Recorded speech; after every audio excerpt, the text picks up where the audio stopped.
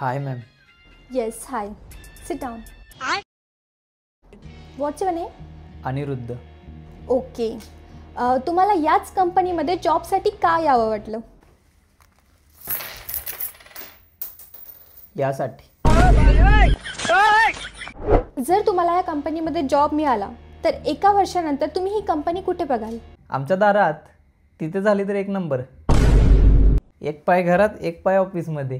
अरे I mean तुम्ही या कंपनीला काय देऊ शकता? मी काय कंपनीला देऊ? इथं माझ्याच मोबाईलचे हप्ते बाकी आहेत. Okay, leave it. तू याला विकून दाखव. 5 रुपये, 5 रुपये. या 5ला 1, 5ला 1. अरे तसं नाही, प्रोफेशनली विकून दाखव. मॅम, हा आमच्या कंपनीचा प्रोडक्ट आहे. तुम्ही विकत घ्याल का? नो. काय बाई आहे? अहो, तुम्हालाच आवडलं नाही तर बनवलं कशाला? तू जा इथून. You get out. सॉरी, ते चुकून बोललो, जीभ वळली. स्टुपिड. ओके, तुला एक लिंक देते, त्यात तुझी इन्फॉर्मेशन भर. तू व्हॉट्सअपवर आहेस का? नाही, खुर्चीवर आहे. हे काय? अरे म्हणजे तू व्हॉट्सॲप यूज करतो का? नाही मॅडम, मी पाऊंड्स पावडर यूज करतो. शपथ तुमची. ओ गॉड. अरे तुला व्हॉट्सॲप चालवता येते की नाही? नाही, तुम्ही चालवा, मी मागं बसतो.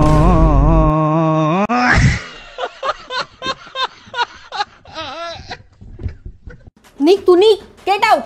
सिक्युरिटी. Sorry ma'am, sorry. मला नाही येत होते व्हॉट्सअप वगैरे. इंस्टाग्रामवर पाठवा. ठीक आहे, आता परत मस्करी केली ना, बघच मग. मला सांग, आपल्या कंपनीकडे 1 करोड रुपये आहे आणि ते आपल्याला डबल करायचे आहेत, तर सर्वात सोपा आणि फास्ट मार्ग कोणता? सोप्पा आहे. आरशासमोर ठेवा, एका सेकंदात डबल. हे प्रभू. तू जा. तुला टाइमपास शिवाय दुसरं काही दिसत नाही. नुसता टाइमपास करतो.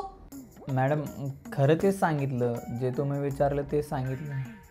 तुला खरंच काम करायचं असेल ना तर सांग. उगाच माझा टाइमपास करू नकोस. हो मॅडम, मला करायचं आहे काम. आता या प्रश्नाचं उत्तर चुकीचं किंवा काही फालतू सांगितलंस ना तर तुला बाहेर काढेल. अच्छा. मला सांग, आपल्याकडे 50 कामगार आहेत, पण कोणीही टाइमवर येत नाही. टाइमवर येण्यासाठी काय केलं पाहिजे? सोप्पा आहे मॅडम. आपल्या ऑफिसचं पार्किंग आहे? हो आहे. फ्री पार्किंग आहे. फ्री आहे ना? मग 49 पार्किंग फ्री ठेवा आणि जो 50 नंबरला येईल त्याला 200 रुपयाला पार्किंग ठेवा. उद्यापासून सगळे टाईमवर येतील. हा रे, इम्प्रेसिव्ह. ॲटलिस्ट मी तुला ऑफिस बॉयचं तरी काम देऊ शकते. मस्त. Very good. आपली कंपनी ना स्किल बघून काम देते. आता आपण एक गेम खेळूया, त्यामध्ये तुझी स्किल मला कळतीलच. जर मी विचारलेल्या प्रश्नाचं तू बरोबर उत्तर नाही दिलं तर तू मला 50 रुपये देणार. ठीक आहे. ओके. आणि जर तू विचारलेल्या प्रश्नाचं मी उत्तर नाही दिलं तर मी तुला 500 रुपये देणार. मला सांग, न्यूटनचा दुसरा नियम काय आहे?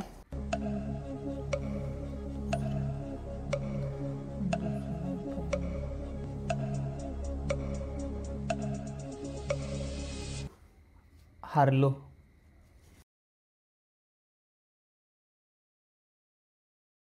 हे घ्या 50 रुपये. मोजून घ्या. आहे. आता तू विचार कोणताही प्रश्न. अशी कोणती गोष्ट आहे जी 3 पायानं डोंगरावर चढते आणि 4 पायानं खाली उतरते?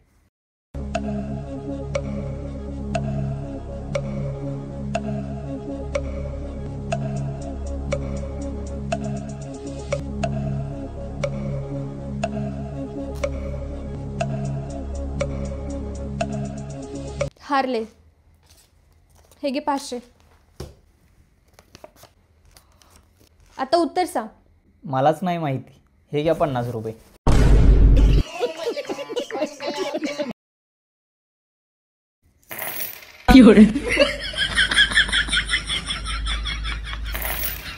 ₹400 फायदा झाला. ओके. बाय द वे, मी तुला आमच्या कंपनीमध्ये काम देते. ते कसं आहे ना, आम्ही दिवसभर कामात असतो, तर तू असलं तर आमचं थोडं मनोरंजन पण होईल. तुला पगाराची अपेक्षा किती आहे? 20,000, कमीत कमी 20,000. बट आम्ही फ्रेशर्सला 10,000च पगार देतो. चल ठीक आहे, मी तुला 12 देते, उद्यापासून जॉईन हो. थोडं वाढवून देता का? मला पगारातून काहीतरी उरलं पाहिजे. 12,000 परवडत नाही. कुठे जातात तेवढे पैसे? मॅडम, लग्न होण्यासाठी घर गरजेचं असतं. मी लोन काढून चाळीमध्ये घर घेतलं. त्याचा EMI 5,000 रुपये आहे आणि 12 वर्षाची फेड आहे. घरामध्ये बाजार भरावा लागतो 3,000 रुपयेचा. सगळं सुरळीत चालू असतं तोपर्यंत गॅस संपतो. त्यातून बाहेर पडत नाही तोपर्यंत लाईट बिल येतं 800 रुपये. घरात डेली भाजीपाला, दूध याचा हिशोब पण हजाराच्याच घरात जातो. तोपर्यंत TV चा रिचार्ज संपतो. तो रिचार्ज केला की काही दिवसानं मोबाईलचा पण रिचार्ज संपतो आणि कामावर जाण्यासाठी बसचा पास पण काढावा लागतो. थोडे पैसे शिल्लक राहतात तोपर्यंत घरात कोणीतरी आजारी पडतं आणि तुम्ही जर 12,000 रुपये मला पगार दिला तर मला 200 रुपये उरतील आणि 200 रुपये वर्षभर जर साठवले तर 2,500 रुपये पण होत नाहीत व्यवस्थित. आणि त्याच पैशाने मला वर्षाअखेरी घरफाळा आणि पाणीपट्टी भरावी लागते. स्वतःसाठी काही आवडीचं खायचं म्हटलं तरी अंगावर काटा येतो. कधीकधी आईवडिलांचं आश्चर्य वाटतं, आपल्याला दिवाळीला 2-2 शर्ट कसे घेऊन द्यायचे. आता तुम्ही सांगा, मी 12,000 रुपयेमध्ये काम करू का?